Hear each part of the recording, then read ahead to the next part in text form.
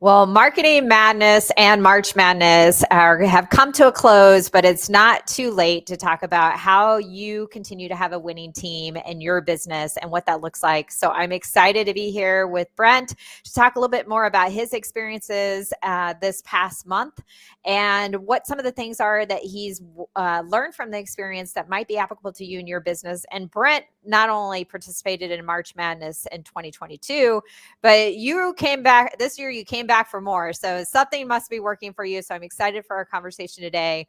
So Brent, why don't you start us off with just sharing with everybody, first off, just a little bit about who you are, who you work with, and then we'll dive into our conversation today. Hey, thanks, Jen, for having me on and for doing the madness. It's always an excellent reminder. So, I'm Brent Halfwassen. I'm an entrepreneur coach, and I focus on transforming early entrepreneurs so that they are ready to be able to build and grow the business they envision. Part of that, I depend on a lot of referrals, and a lot of people have to get to know me in order to be successful. So, when I see tips and tricks rolling across the marketing line, some of them are, wow, I didn't know about that. And others, which sometimes are even more useful, is oh yeah, I better hustle up and get doing that, because it's the type of things you have to do day in and day out that make a difference. It's not always the one-time campaign. It's usually the hygiene, if you will, the marketing hygiene of doing it every day that makes a difference. Yeah, I love that thought process. I hear so often from people, they're like, oh yeah, I did that one time and it worked really well, but for some reason I stopped. And it's like, we stopped doing the things that work, they're getting back to sometimes those basics. So before we dive in a little bit more about Marketing Madness, I'd love to hear, what did you think about the game last night? How'd your bracket turn out with March Madness? My bracket pretty much exploded right away. I'm a University of Illinois fan. And for people may not know, Bill Self was the coach at Illinois. Led to an interesting change when the Kansas coach went to North Carolina. Then Bill went to Kansas. That following year, we actually went to the national championship and played North Carolina. And I'll refrain from any other commentary. So let's say I was a Kansas fan yesterday. So you were happy. I wasn't so happy. I'm like, I went to Mizzou, so MUKU was just like anybody but KU. Come on. But my bracket was long busted. Yes, for certain. But it was definitely a great, interesting game as a sports fan to watch. Nice to have those lots of just pivotal moments that I think you can draw from those players' experiences and the teams and everything for, what we can learn in our own lives as well. So it's not over till it's over. That's right. That's the part to remember, even down a lot. So. Yeah, they were down like 15 at half, and they said like nobody's ever come back from that in that championship game. And, now you can't say that, right? So even when we're sitting here on April 5th, and for many of us might be saying, I'm not where I want to be. I set these goals for the year. Should I change my goals? It's not over. We're only at the end of the first quarter. We got lots of time ahead of ourselves. So let's talk a little bit more what you've learned through the experience. First off, tell me a little bit about why you decided to participate in March Madness and, come back for year 2 this year. So I just love, one of the things that's always helpful is sometimes when someone says, hey, you should do X. And I'm like, well, actually, I'm really not good at X. I don't know how to do X. And so I'm not going to necessarily pay any attention. The Madness bracket, frankly, gives me the option to say, here are 8 options. Just do 4 of them, because you're picking a winner. And so you get the ability to sort of triage. Now, I had the opportunity to learn, because I find the videos to be really helpful. They're short vignettes. And they're focused on something that I actually coach a lot on. Just get a little bit better than you were yesterday. That's our goal. I don't want perfection. You don't need to be a social media manager, but if you can get a little bit better than you were before, or something you haven't thought about. I have a decent number of recommendations in my LinkedIn profile, but you can tell if you sorted them by date, you can tell when, like, the period where I was, hey, if you really liked what I did, could you please give me a recommendation? And the 2 years where there are no recommendations, not because I don't think I was doing great work, but it's because I wasn't asking for a recommendation. So there are sometimes they're just simple hitters. Like you said, boy, I used to do that all the time. Why did I stop? We got busy, inertia, whatever. Like there's a million reasons. We don't need to go in the reasons why. The best part was that, today I can get started. The challenge is going to close out tomorrow or the day after, depending on when I got in. Let me just go out and do it and see what it takes. And you just kind of remember, oh yeah, that was simple. I think I ended up with 3 Google My Business reviews and 3 5-star reviews as a result of Oh yeah, I work with a lot of people who say they love what I've just done for them. How about I capture that, Mm. and Mhm. one level immortalize that Yeah. and help my business at the same time. And people want to give back. I think they appreciate being asked for feedback and everything like that too. So, in 5 days, you were able to get those reviews. Tell me a little bit more about, how much time and energy it was taking for you to participate. What did that look like for you? It took embarrassingly little time. And I say embarrassingly because it's one of those things they fall off your plate. And it's not like it fell off because it was, I had to do a 3-hour CrossFit routine every Mm, day.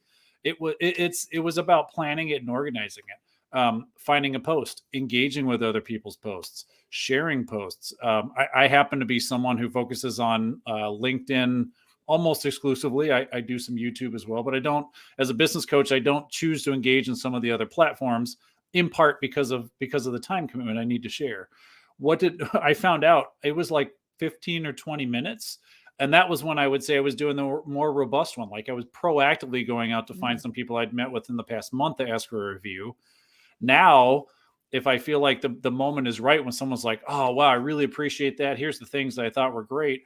I literally actually type up the summary that they just spoke to me and then just ask while mm. we're live, hey, would you mind giving me a review? And they're like, oh, I'd absolutely love to.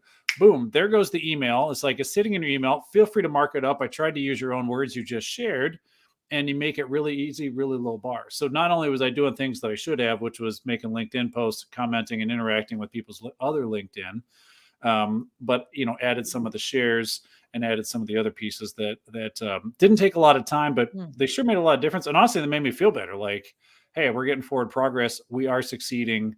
There's more good work to be done. Yeah, and with reviews, I mean, we all love to hear that too, or especially those that are like me that are words of affirmation fans. That it's like that confirmation that what we're doing is hitting, and I think we can be guilty of waiting until like we're closing something out or this formal time to ask for those too, versus like you were saying, like in the moment when people are like, "This was so helpful," and this is what they said, acting then that it doesn't have to be this other big process either that you got to remember to do. It's just that intentionality of remembering in the moment, like, oh, they said that.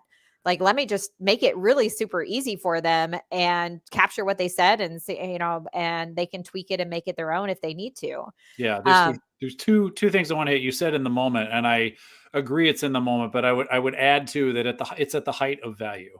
So mhm. right after you've given your amazing advice that seems to have like cleared people's thoughts wherever they were at, if that's the moment when they're reflecting and like, wow, that was awesome, that's the right time to sell. In this case, I'm selling for a recommendation.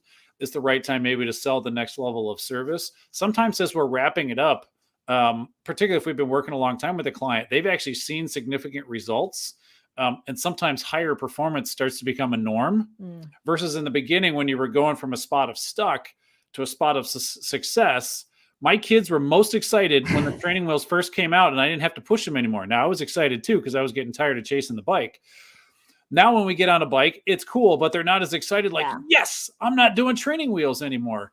To go in the height of success at that moment once everyone's like, that's locked in, it's great, or even that's the concept that I need to know. Now I can go ahead and go work Mm. it.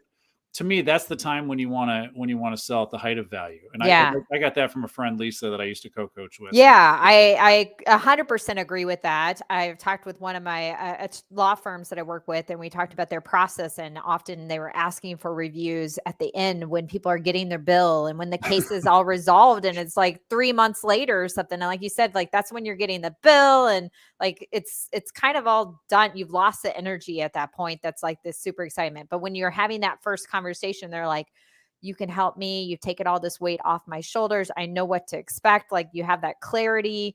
You're starting to see that success, like you said. Like that's the time. That's the ideal time.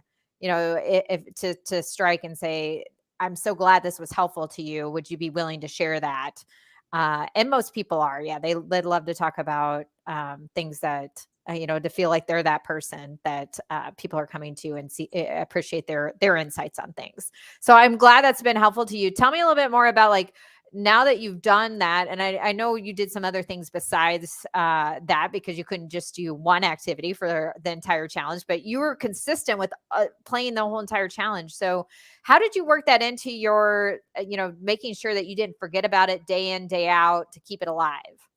Well, number one, I want to say, Jen, you did a good job making sure the LinkedIn feeds were coming to me, Mm, because as I was engaging with the project, part of my scroll now was to go through the feed, and so those feeds were there. That was helpful. So it was a constant reminder. My calendar runs my life. When the reminder mm, pops up in the corner, that's what I have to go do. And conversely, if I made an appointment with someone but didn't put it on the calendar, it actually doesn't exist.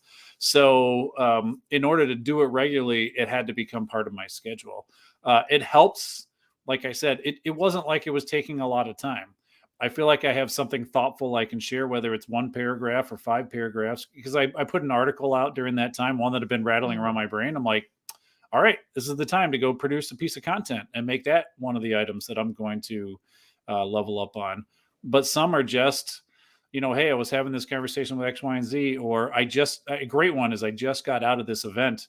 Here's three things that I learned. Boom, you're done. And I think I think what encouraged me was the reminder that it doesn't take much time, but it does pay back. But mm. it only pays back over time. So if you don't start, you're not going to win. And so I got to start putting in the time again. And that's what I Mm, loved about it. Both times that I got into it, maybe 60 something percent of the material I already knew. Every video I watched, I got better even when I already knew them. A few extras I could pick up. But honestly, I would say the biggest one, even if mm. I could only do one, like just go out and post, um, go do it all the time. Like pick Yeah, one every day and put something up there, or just start with interacting with other people's posts and comment. I mean, go really, really low scale. It takes 5 minutes, while yeah. you're standing in a grocery store line. It's You can do that it's on your the phone. whole, right, done beats perfect every time. Just taking action, you always feel better and start to see results just by moving forward. And I think there's so much to what you talked about in terms of too, like we can talk about, people need to see things 5 to 8 times before, it really resonates with them. And we know with social, not everybody sees, as much as we like to say like, "Oh, I feel like I've been putting so much out there." How many people actually see any one particular post of your audience is going to be as much smaller portion of it. Yep. And there was another interesting stat, or I heard on a podcast recently, they talked about kind of along the lines you were saying is like every time we experience something, we hear it from a different lens. So like you're talking about watching those videos, and some of it maybe is very similar to what we did last year, but what you pick up or what you decide to move forward in, or what stands out to you today versus last time, it's probably going to be a little bit different. So I think that's something for us all to remember too, when we're like, well, I've already done that, or I've heard that, there's not, even if something hasn't changed in terms of the technology or the strategy necessarily, just our interpretation of that with where we're at in our lives and in our business can shift and make a big difference as well. And sometimes it's just a little piece. Like for LinkedIn, remembering that the little blurb, it's like your first two or three lines, Mm, maybe your first 25 words. So if I want people to read more, that first 25 words, it better be compelling. Not the moment my first 25 words aren't usually compelling, but the way I think, the mm, punchline comes at the end. And so it's almost copying that last piece, put it up top, that it's like now it's the abstract of what I want to do. And if you want to learn more, you'll click the read more. But hopefully that beginning is engaging. It's little things like that are like, oh yeah, I mm, forgot. I was just doing my life. And with a little more intentionality, suddenly it can start to pay off a little mm, bit. mm. So tell us a little bit about the challenge is over, and people are saying, well, oh, I missed it, but obviously it had some impact for you.